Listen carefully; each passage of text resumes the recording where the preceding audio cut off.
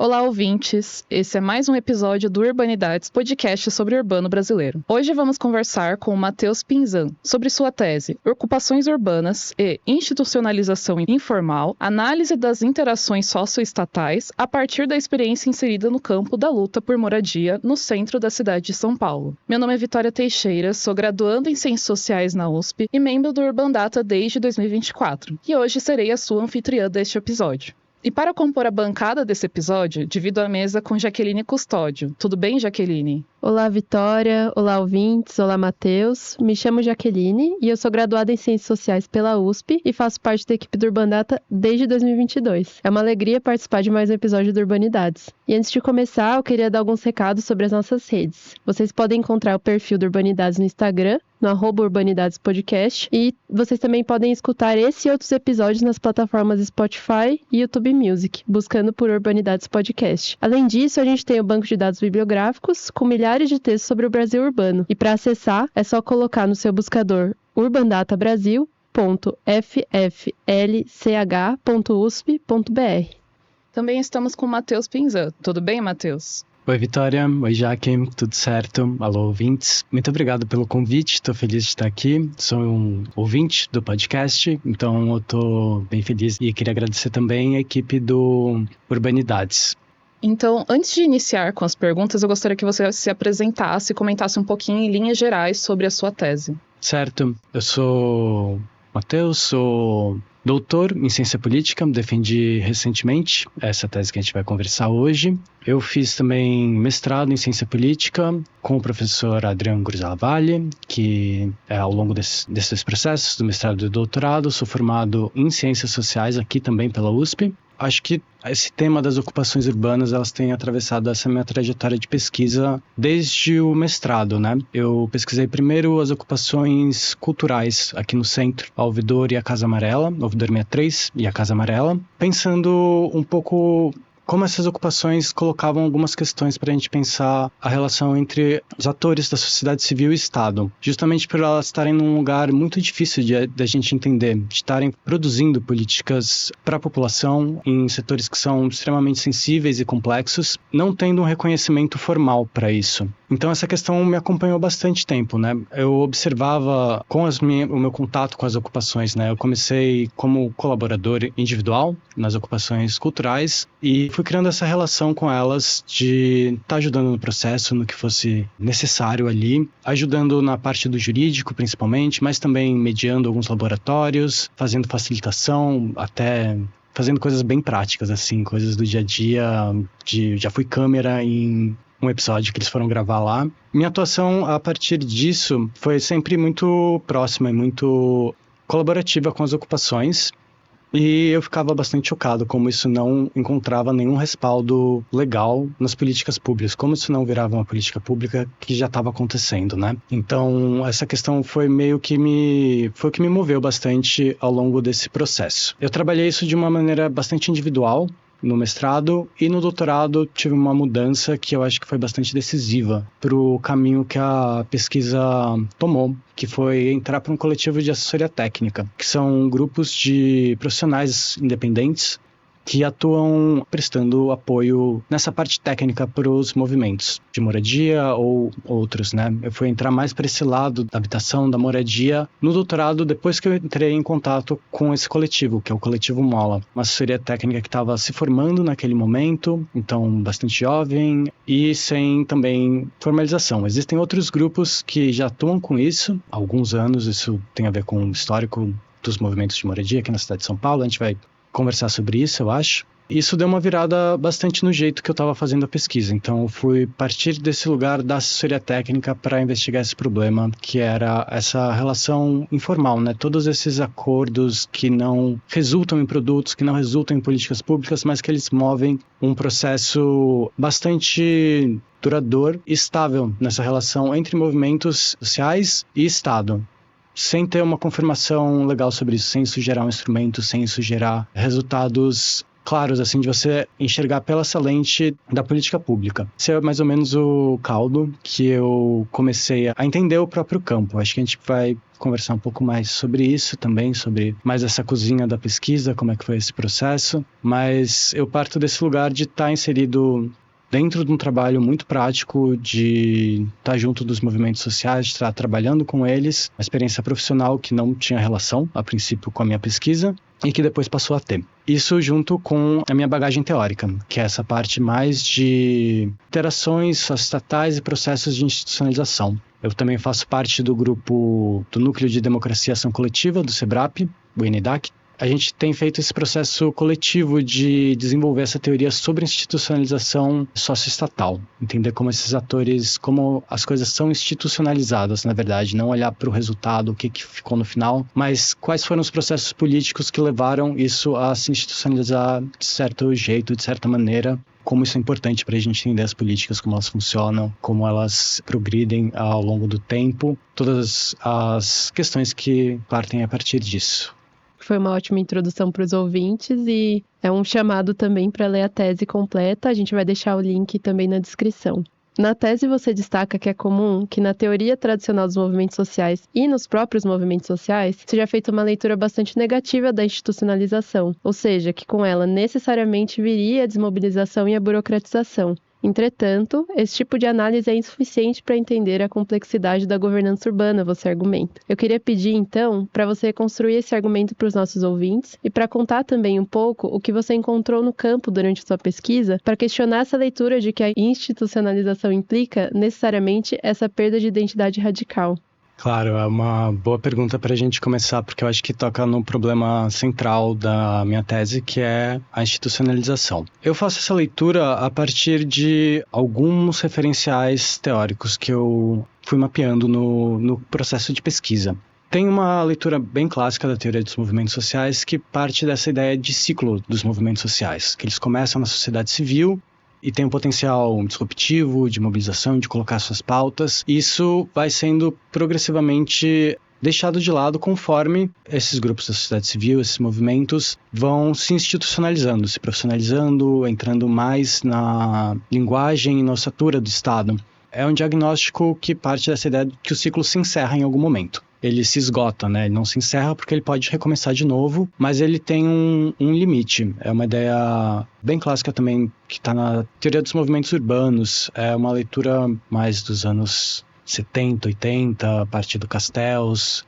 São temas que são até meio controversos se você for ver dentro dessa própria literatura. Por outro lado, falando de uma literatura mais geral, mais internacional. Por outro lado, é muito comum, não estou generalizando, mas é bastante comum você ouvir em debates militantes, meios que eu acabo circulando também, que a ideia de institucionalização ela não é boa, porque ela traz essa perda do potencial do movimento, entendendo institucionalização como burocratização, como perder a essência do movimento, de certa forma. Então, isso era bem marcado em alguns debates militantes e num debate muito específico que eu pego, que são as discussões sobre ocupações na Europa. Por que eu fui olhar nas ocupações na Europa? Porque isso, em primeiro lugar, eu encontrei essa bibliografia, essa rede de pesquisadores que chama Squad Everywhere Collective, que é bem articulada. Então, eles produzem bastante coisa, eles fazem formulações teóricas muito importantes, tem uma base de dados, é uma rede militante de pesquisa. Então, eles estão bastante inseridos nesse campo. Pelo que eu consegui encontrar na minha pesquisa, é o lugar que está mais bem organizado esse debate, porém, para o contexto europeu. E isso é bastante importante. Eles têm uma realocação que eles fazem no meio do caminho, porque era o Squad Europe Collective. E aí, era bem limitado a região que eles estavam trabalhando. Uma diferença empírica bem importante das ocupações no Brasil, na América Latina e na Europa é que o foco lá é muito mais nos centros sociais, que eles vão chamar, que são espaços multiuso de convívio que gerem projetos sociais, culturais, políticos, não necessariamente focados na moradia. Então, são ocupações menores, com o perfil dos militantes é diferente, tem uma raiz anarquista desse movimento que, se você for traçar, começa até na Holanda, pelo coletivo Provos, que era um coletivo político, artístico, anarquista. Então, essa questão da autonomia, ela é bastante importante para esse debate. E autonomia em relação ao Estado, de certa forma. Não é uma negação que não haja interações, mas esse debate está muito presente enquanto uma pauta do dia, das próprias ocupações, de não serem regularizadas. Existe um movimento de negar a regularização, a institucionalização, por princípio mesmo, por não concordarem com fazer parte dos equipamentos públicos, por exemplo. Há algumas leituras que vão nesse sentido, de entender isso como desmobilização, como perda da autonomia dos coletivos quando eles passam a integrar isso. E todo um movimento de resistência contra isso, contra as desapropriações e contra ser integrado como parte dessa rede de equipamentos. Os autores desse grupo, eles criam algumas categorias para lidar com isso, com o problema da institucionalização em específico. E essas categorias, eu fui entendendo que não eram muito suficientes para a gente trabalhar com as ocupações no Brasil. Eles falam de institucionalização flexível, de institucionalização anômala, que é quando um coletivo, por exemplo, continua tendo autonomia mesmo fazendo parte do tecido estatal, e ocupação terminal, que é quando o coletivo realmente larga a mão dos seus objetivos principais para fazer parte disso, né? Seria uma cooptação. Então tem essa ideia muito forte de ter uma troca ali entre cooptação e autonomia, isso serem polos que estão opostos nessa relação. Para o caso do Brasil, as coisas são bastante diferentes, porque os movimentos, eles ativamente buscam reconhecimento e de políticas públicas, isso está na história dos movimentos. Essas categorias ficam um pouco balançadas quando a gente vai trazer isso para o Brasil. Ao mesmo tempo, as categorias que foram pensar esses processos da entrada dos movimentos sociais na política pública, essa relação com o Estado que vem dos anos 90, 2000, também não davam muita conta de entender esses processos, como esses movimentos foram fazer parte da governança do setor. E é nesse ponto que essa rede de pesquisa do NIDAC tem bastante peso nas formulações. Estou propondo uma análise que não é muito convencional para tratar das ocupações, por entender essa ideia de que o Estado e a sociedade civil se constituem mutuamente. Acho que esse é o ponto bastante central. E isso é especialmente o caso do Brasil, mas também para outros lugares. Eu parto desse diagnóstico, então, para fazer a minha formulação sobre a relação das ocupações com o Estado. Eu vou, então, entender em que pontos isso aconteceu, como que essa relação foi construída, não entendendo isso como cooptação, perda de autonomia dos movimentos, entendendo mais numa chave da agência, como esses atores conseguiram emplacar políticas públicas, programas, categorias de análise, categorias que passam a fazer parte do arcabouço estatal, por exemplo, a ideia de mutirão vem daí, e que organizam a forma que o Estado age. Então isso é um movimento intencional dos movimentos que procura ter um discurso que é radical, que é de oposição ao Estado, dependendo da gestão mais ou menos oposto, mas que está ali ativamente construindo a política pública, está ali construindo essas formas de leitura e legitimação das suas pautas e dos seus repertórios e das suas categorias e das suas visões de mundo. É nesse sentido que eu parto dessa crítica para entrar na minha análise. Bacana, Matheus. A próxima pergunta ainda está dentro desse assunto da institucionalização, então é para aprofundar um pouquinho mais, que seria sobre a institucionalização informal. Então você poderia explicar um pouquinho mais sobre esse termo e o que faz com que em determinados arranjos informais deixem de ser apenas soluções provisórias e passem a, de certa forma, estabilizar alguns padrões que podem ser relativamente duradouros de interação entre o Estado e os movimentos. Bom, então a institucionalização informal é um termo que eu utilizei para descrever esse processo mais específico que eu estava olhando. Dentro da minha leitura, só a ideia de institucionalização não estava bastando para dar conta do que acontece em casos que a informalidade é muito presente, como no caso dos movimentos de ocupação, dos movimentos de moradia.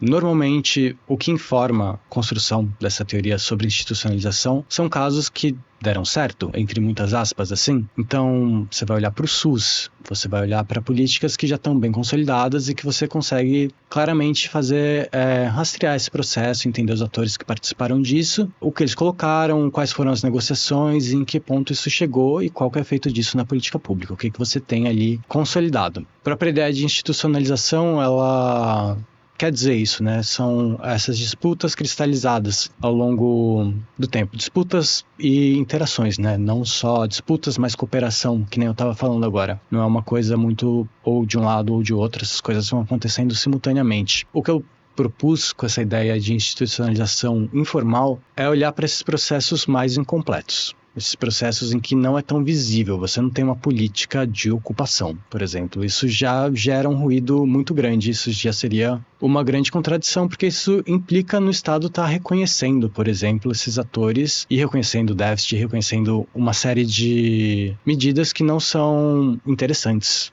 para qualquer gestão que for lidar com isso. O que acontece são outras dinâmicas que geram um efeito que é muito semelhante ao da institucionalização formal, nesse caso. Se elas são duradouras, elas cristalizam essas decisões. Eu parto bastante de uma leitura sobre tolerância para chegar nessa ideia. Tolerância, ou se for pegar uma referência um pouco mais precisa, de forbearance, que é uma palavra que dá para traduzir por tolerância, mas não é exatamente isso, da Alicia Holland, que é uma outra pesquisadora. E ela vai... Tanto a literatura que trabalha com a ideia de tolerância quanto essa contribuição da Alicia vai entender como que isso, por estar justamente nesse dilema entre reconhecer coisas que não são simples de reconhecer, esses problemas complexos, de trabalhar com a informalidade, não é possível simplesmente reconhecer todas as ocupações, isso geraria uma série de implicações para as gestões que estão fazendo isso. Por outro lado, não é possível reprimir todas as ocupações, por mais que isso aconteça. A gente veja isso bastante, por exemplo, na mídia. Não é possível, porque elas provêm uma solução habitacional, mesmo que precária, para um déficit habitacional que o Estado não tem como lidar. Então elas estão num lugar central e elas estão consolidadas, esses movimentos, dentro dessa dinâmica. O que acontece então são uma série de negociações a partir do próprio estatuto da ilegalidade. Então a disputa entra o que é reconhecível, o que não é, e essas coisas vão mudando ao longo do tempo. Quase como no processo de institucionalização, né? As categorias não estão definidas, elas estão sempre em disputa. No caso das ocupações urbanas, isso acontece não de uma maneira total. Então, são alguns processos que são reconhecidos, outros que são criminalizados. Essa parte da criminalização, ela é bastante importante, porque ela acaba movendo essa disputa. Ela coloca os movimentos em evidência e em risco ao mesmo tempo, né? Quando se criminaliza uma ocupação, se ameaça um despejo, tem toda uma movimentação da sociedade civil e dos movimentos de moradia em torno disso, e isso abre um espaço para colocar na pauta pública o direito à cidade, o déficit habitacional, as políticas públicas, e a partir disso vão se negociando saídas ou possíveis soluções. Essas soluções elas nunca chegam a um ponto de resolução do problema.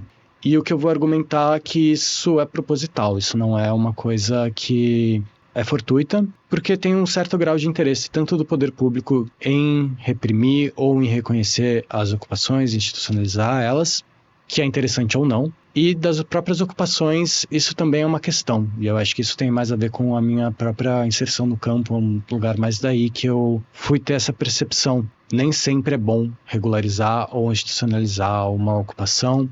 Isso traz uma série de custos organizacionais e dentro de um universo de ocupações isso é muito diverso. A capacidade de cada uma de se organizar e conseguir atender às demandas e a formalidade que o Estado exige para isso. E na ausência de recursos, na precariedade, na dificuldade de estar lidando com as pautas do dia a dia, às vezes o interessante é manter essa pauta, manter essa negociação rodando, né, em disputa, enquanto você não tem saídas definitivas. E isso equilibra um jogo que é de escolhas subótimas. Ninguém está satisfeito, nem o Estado, nem os movimentos estão satisfeitos com os caminhos que estão sendo tomados, mas são disputas que vão movendo essas rodadas de interação. Então, a ideia de institucionalização informal vem dessa perspectiva de olhar para os processos que não são completos, mas que eles organizam essa dinâmica que não chega numa solução definitiva, mas coisas acontecem. Como os atores se entendem, como eles organizam sua ação política, vai sendo modulada a partir dessas pequenas decisões ou desses processos de interação que vão acontecendo ao longo do caminho.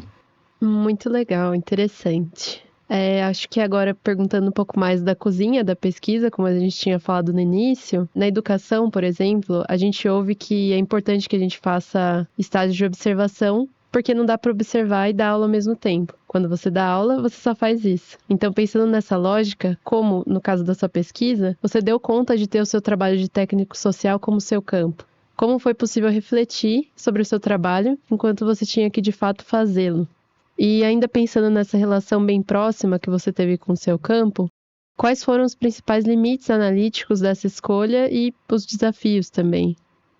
Essa é uma ótima pergunta e eu penso bastante nisso. Não sei se eu dei conta de fazer as duas coisas assim do jeito que se espera, né? Então foi um processo que eu fui entendendo ao longo do caminho. Para mim não estava claro que eu ia pesquisar o que eu estava pesquisando, que era esse processo específico. A partir de um lugar da assessoria técnica, não foi isso que eu pensei quando eu decidi entrar para o Coletivo Mola. Não era isso que eu mandei, por exemplo, no projeto de pesquisa. Eu fui mudando isso quando eu me dei conta de que o que eu estava fazendo de trabalho já era o campo de pesquisa, que eu já estava acompanhando por conta das ocupações culturais desde antes.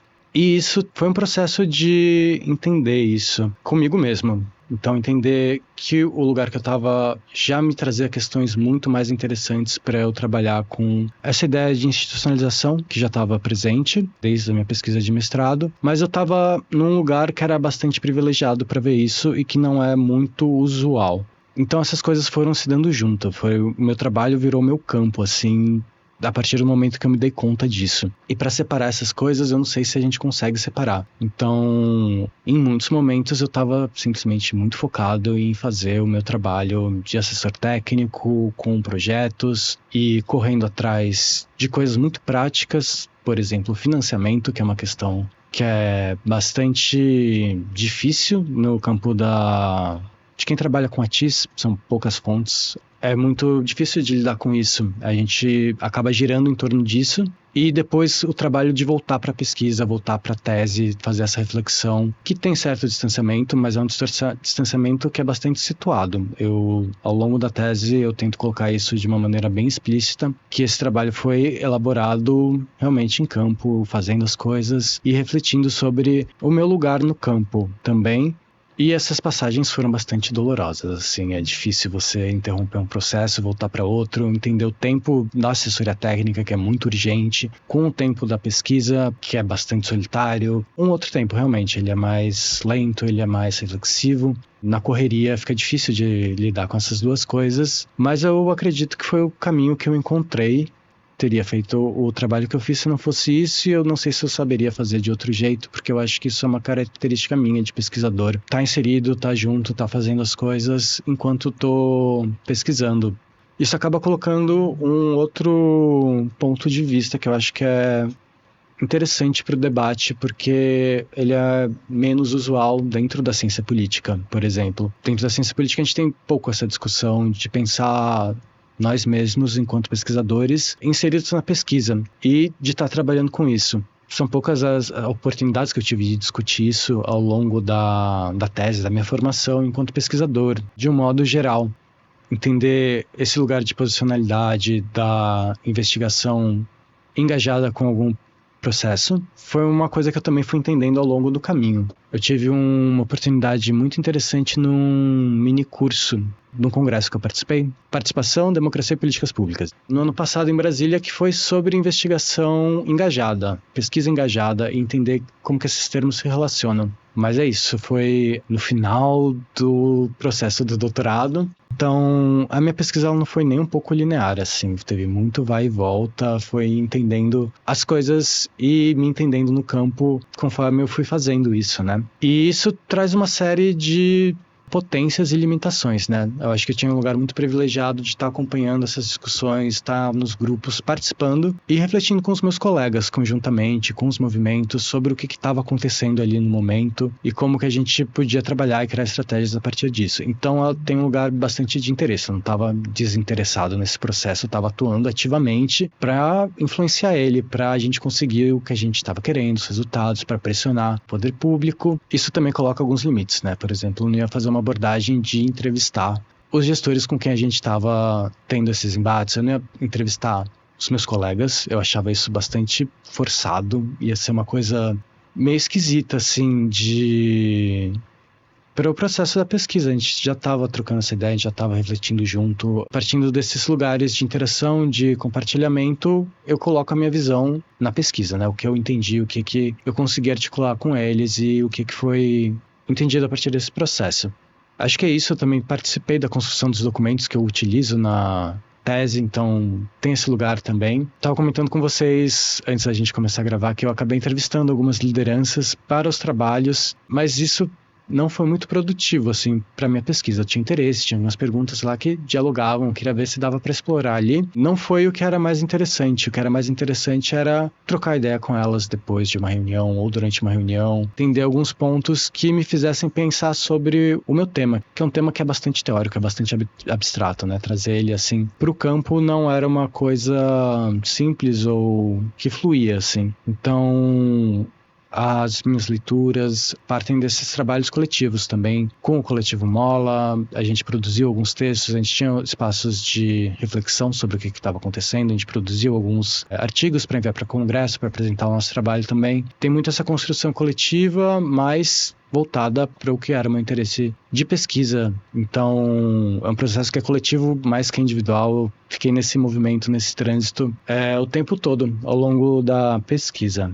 Bom, para situar um pouco mais especificamente a minha pesquisa, eu analiso o processo que decorreu após a queda do Hilton Paz em 2018, um incêndio que disparou uma série de relações, de interações entre os movimentos de moradia no centro de São Paulo e a prefeitura, principalmente. Eu acompanho esse processo a partir de uma inserção que eu faço no campo dentro do Coletivo Mola, que passa a trabalhar junto com as assessorias técnicas FIO e Piabiru.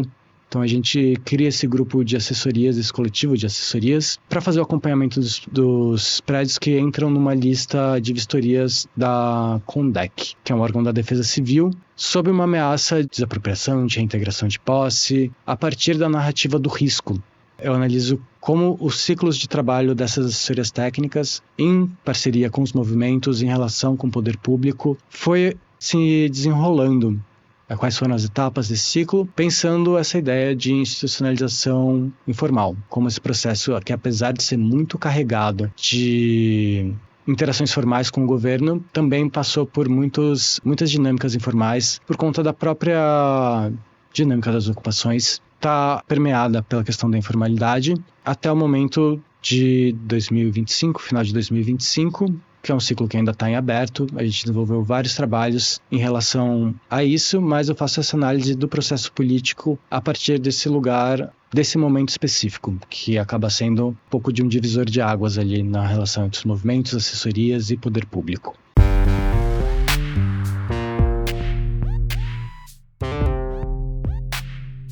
Antes de continuar o episódio, gostaríamos de te lembrar que o Urbanidades é apenas uma entre tantas outras iniciativas do Urbandata Brasil, banco de dados bibliográficos sobre Brasil urbano.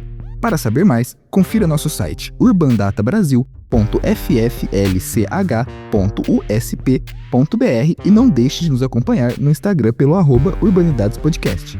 Vamos para a segunda parte da entrevista.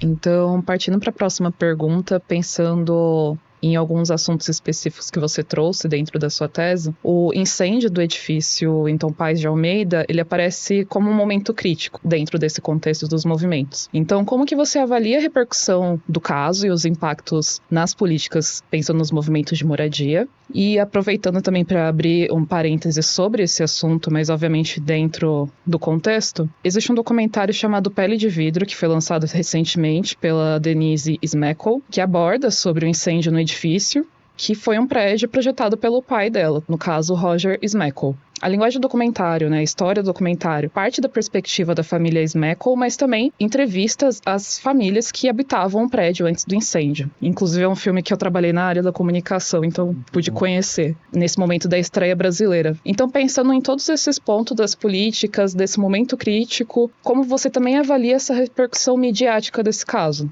Obrigado, Vitória. Eu acho que essa pergunta dá um pouco mais de concretude para o que a gente está falando, que eu acho que às vezes eu acabo indo para lados muito abstratos. O incêndio no Wilton Paz também era conhecido como Torre de Vidro. Eu acho que ele teve um impacto muito grande porque ele provocou uma mobilização muito grande, teve uma repercussão midiática muito grande, desdobramentos muito sérios, né? Com a criminalização das lideranças de movimentos de moradia, acho que o caso mais conhecido é o da Dona Carmen e da filha dela, da Preta Ferreira, e de uma outra série de lideranças que não tinham a menor relação com aquela ocupação. Isso mostrou isso que eu estava comentando sobre ondas de criminalização, né? Disseminação de um pânico moral, de que tem ocupações no centro de São Paulo e elas são extremamente precárias e a qualquer momento elas podem cair ou pegar fogo. Isso causou um pânico na cidade. Algumas matérias muito tenebrosas na mídia saíram nesse momento. Lembro da gente discutir também nesses grupos se a gente entrava em contato com mídias que a gente não confiava, porque isso era uma questão muito delicada de ter uma distorção na narrativa que estava sendo colocada. O que aconteceu foi uma disputa de narrativa bastante séria que teve impactos na forma de organização dos próprios movimentos de moradia. Como eu estava falando, essas ondas de criminalização, elas colocam em evidência os movimentos. E isso para o mal, e também é uma janela que eles têm uma chance de colocar suas pautas também. Foi feito um trabalho bem forte de conscientização e de trazer a pauta da moradia. Ao mesmo tempo que isso teve uma ressaca nos movimentos, que todo mundo correu para se organizar, isso foi um momento em que eles também se juntaram, que é uma coisa que não sei se é muito óbvia para quem não está imerso nesse mundo, mas a gente tem muitos movimentos de moradia na cidade de São Paulo, e cada um tem uma liderança, e elas às vezes estão juntas, às vezes não, eles têm os rachas internos deles. Foi um momento que juntou, realmente criou uma unidade entre muitos movimentos e um grupo técnico que estava apoiando isso, das esferas técnicas, mas também de profissionais aliados, engajados, engenheiros, consultores, pessoas de dentro do poder público estavam também engajadas nesse grupo. O que isso teve de impacto na política pública foi que, após esse primeiro momento mais caótico de o que está acontecendo, de cada um sair correndo para poder se defender e dessa união entre os movimentos, foi proposto um GTI, né, um grupo de trabalho intersecretarial que juntava alguns desses movimentos e esses técnicos também para fazer vistorias nas ocupações, porque é uma coisa que a gente não tem conhecimento. Por exemplo, não existem dados oficiais de quantas ocupações existem, quais são as condições. Então, elas são invisibilizadas dentro da política pública. Acho que isso tem uma discussão da materialidade do Estado mesmo. As ocupações, elas não são visíveis. Você não gera formas de visibilidade. Você não tem dados para isso. Se você não tem dados para isso, você não tem indicadores, você não consegue transformar elas em objeto de política pública. O que acontece são disputas judiciais. Isso fragmenta completamente o campo, né? Cada ocupação vai entrar numa disputa individual com um proprietário para ver se fica, se não fica, se também fica, isso pode ser um problema, pode não ser um problema. Mas você não tem uma ideia desse conjunto e o que é possível fazer a partir da ação pública. Então, foi feito esse grupo que mapeou 51 ocupações no centro e foi fazer as vistorias, não, foram visitas. Vistoria é um termo um pouco mais técnico, né? Quando isso tem um maior detalhamento dessas análises, para entender qual era a situação e as condições de cada edifício e ter esse conhecimento, porque estava sendo demandada uma resposta. Não podia ficar...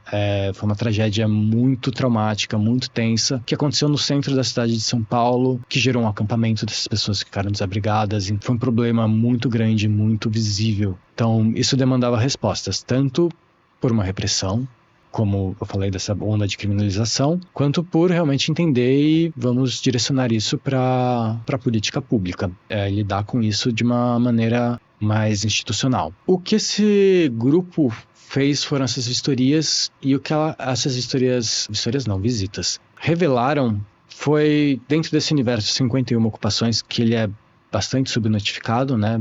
Acho que a questão de por que foram escolhidas as 51 e não... Hoje a gente tem a ideia de ter umas 200 ocupações só no centro de São Paulo. É uma questão que tem aberto, a gente ainda não conseguiu entender dentro desse processo. Mas foi que as ocupações, na verdade, elas melhoravam a qualidade de segurança dos prédios, né? Os movimentos, eles realizavam melhorias dentro das ocupações e pelos indicadores tinham uma correlação negativa entre ter um movimento de moradia num edifício ocupado, porque afinal nem todos os edifícios ocupados são de movimento de moradia, e risco, né? Essa correlação era negativa, então quando havia presença dos movimentos, você tinha uma diminuição do risco. Então, essa narrativa do risco iminente nas ocupações, ela já começa a ser questionada pelo próprio documento público, que era inédito, que não tinha conhecimento do universo de ocupações, nem no centro, e nem as próprias assessorias técnicas tinham esse documento. Ninguém tinha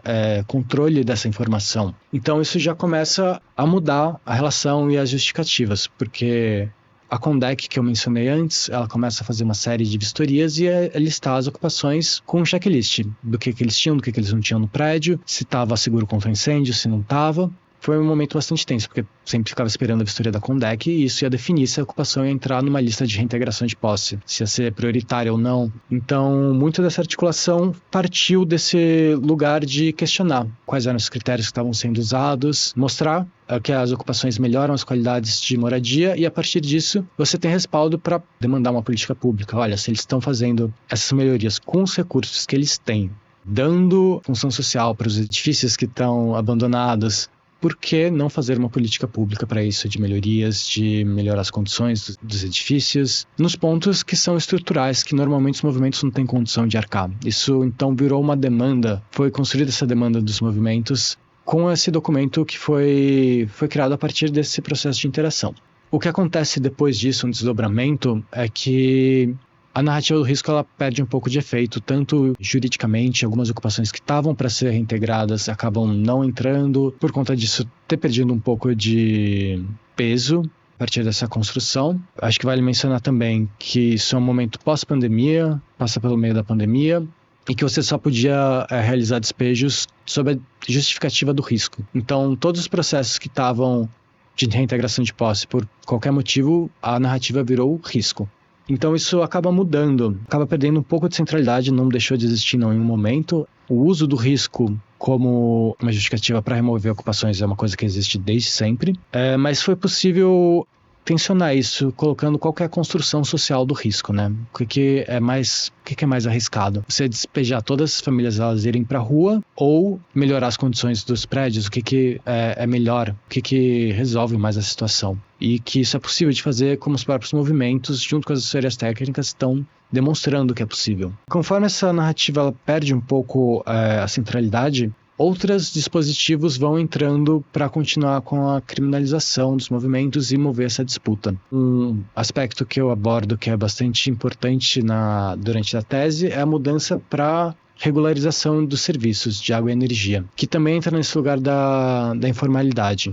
Criminalização dos movimentos passa a ser por essa via, de que eles estão furtando água e energia a partir dos gatos, né? Que a gente sabe que é uma coisa que existe na cidade de São Paulo em diversos lugares e que, curiosamente, vai ser utilizado nos movimentos de moradia que estavam demandando pela regularização desses serviços. E não tem nada que impeça uma concessionária de regularizar esses serviços em terrenos que têm conflito fundiário. Isso acontece nas favelas, essas coisas não estão conectadas.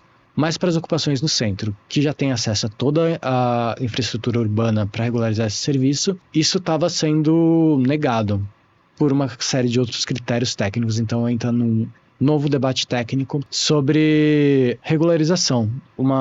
Acho que a última parte que eu conto desses ciclos de trabalho, ela toca mais nesse ponto em específico, que a gente lança um dossiê denúncia sobre a questão da água e energia, como os movimentos acabam sendo criminalizados quando essa narrativa do risco ela se torna mais fraca e é substituída por essa narrativa do furto de água e energia. Então, isso também é articulado como uma demanda dos movimentos de entrar nas tratativas com as concessionárias, e isso é um processo muito mais complicado, porque tem um deslocamento também para as concessionárias, que a Enel é privada e a Sabesp se tornou privada nesse processo. O diálogo era muito mais difícil, muito mais truncado do que quando a gente tem um órgão público que tem que responder, que tem outros processos de contestação, né? Tiveram muitos desdobramentos a partir dessa articulação após o incêndio do Wilton Paes. e eu vou analisando isso a partir dessas chaves da criminalização e da institucionalização informal, porque isso acaba criando essas rotinas de interação e elas acabam não chegando no resultado definitivo. A gente fez todo esse GT para regularizar os serviços e a gente conseguiu regularizar água em 2 ocupações. Das 8 que a gente estava trabalhando naquele momento, energia em nenhuma delas, e a gente não conseguiu que critérios básicos fossem atendidos, como tarifa social, que a ligação fosse feita no nome da associação, das que tinham associação, né? Essa pauta ela foi construída ao longo desse processo. Ela acabou não tendo o resultado que a gente estava esperando, mas ela moveu uma parte importante da mobilização, das campanhas, dessa luta, que foi um desdobramento do incêndio do Wilton Paes e dessa onda de criminalização. Ela acaba gerando bastante acúmulo também de expertise, de conhecimento, de repertório dos movimentos, mas ela não chega num ponto de institucionalizar a pauta. E eu acho que é nesse ponto que eu estou interessado, né? Como ela moveu esse processo político e não chegou num ponto definitivo, como que essas coisas vão mudando de pauta também. Como foi a disputa pelo risco, depois foi a regularização dos serviços e como vai ser a partir de agora, quais são as outras pautas que vão entrar na agenda, mantendo essa dinâmica da informalidade, mas que move esse processo de interações. Bacana, Matheus. Bom, chegamos ao final de mais um episódio do Urbanidades. Foi um prazer ter você aqui conosco. Obrigada por ter topado conversar com a gente. Foi muito bom participar dessa conversa e conhecer um pouco mais do seu processo na cozinha de pesquisa e os outros processos também que envolveram a tese. Da minha parte, eu queria agradecer ao Matheus pela disponibilidade e pela vontade de participar do nosso podcast. Agradecer a Vitória também e aos ouvintes que estão aqui acompanhando a gente. Foi muito legal ler a sua tese e eu espero que seja um chamado também para o pessoal se interessar e, enfim, muito interessante. Foi um prazer. Obrigado, Vitória. Obrigado, Jaque. Foi um prazer gravar com vocês, trocar essa ideia. E é isso. Eu também queria aproveitar para convidar os ouvintes a conhecerem mais o trabalho das assessorias técnicas, conhecerem mais os movimentos de moradia aqui de São Paulo. É isso. Obrigado, gente. Obrigado também vocês, ouvintes, que nos acompanharam até o fim dessa conversa. Foi um prazer fazer parte desse episódio. Quem está ouvindo pelo Spotify, não se esqueça de deixar seu comentário sobre o episódio na caixinha de comentários. E até o próximo episódio.